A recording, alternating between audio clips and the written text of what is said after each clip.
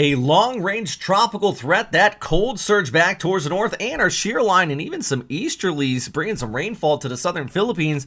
There's a lot to talk about out here in the Western Pacific today. I'm meteorologist Robert Spetta. Let's talk about that first thing I just mentioned, the long-range tropical threat, because, as we go ahead to the end of January, the Climate Prediction Center says there's an above-average chance of something developing in the Philippine Sea. I mean, January in any other basin in the northern hemisphere would be unusual, but in the Western Pacific, it actually can't be ruled out. In fact, just take a look at this. This is the GFS. As we scoot ahead, we're going to go out to the 28th, 27th, 28th, 29th, right in there. You can see in the top of the screen right there. It does show a potential low pressure area trying to form somewhere between Palau and Mindanao. Long range, guys, but we always watch this, especially if you couple that with the Climate Prediction Center, and then you couple that with some convection we're still seeing with the ITCZ towards the south of Guam. It does raise some red flags. So something we're watching a long range. First, we have to get through the weather we're looking at right now, which, by the way, this cold surge still ongoing, creating some pretty decent sea effect snow. Watch the storm move across Japan here, and this, if for skiers absolutely love this. Anybody that likes snow sees this setup with the sea effect, and as it hits the Japanese Alps right through here, it always creates crazy amounts of snow.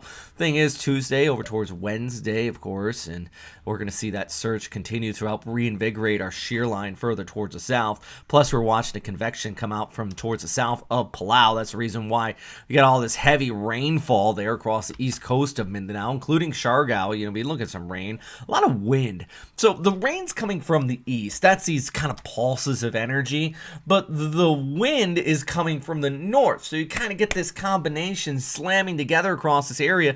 Reason why on the rainfall, look, you can see that little streak leading right in. It's like there's a roadway. That is the shear line, the interaction between that northerly cooler air and our moisture coming in from the south, and it piles up. I mean, let's take a look at this. This is actually really interesting. So we're going to take our fantastic graphics from Metro Weather. By the way, if you are an agency or anybody that wants to get some professional graphics for, your local weather setup, Metro Weather does a really great job. Shout out to them. These are what I use.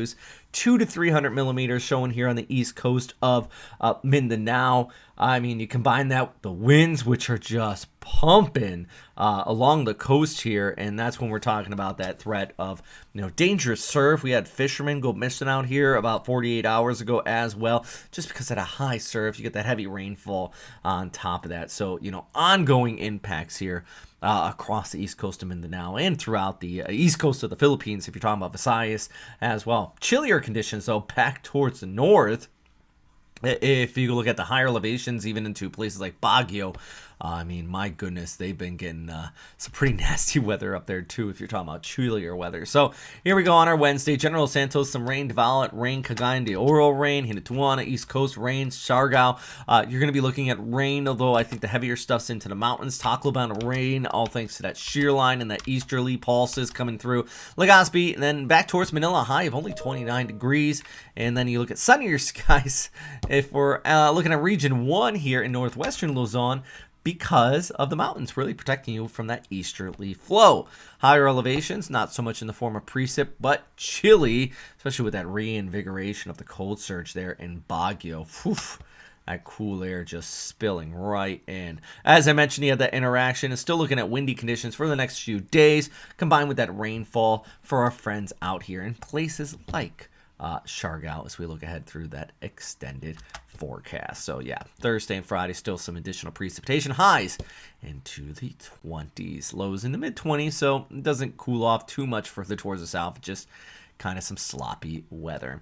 I'm meteorologist Robert Spetta, guys. If you like these updates, please let me know in the comment box down below. I mean, I truly try my best to keep you posted on what's happening out here in the Western Pacific.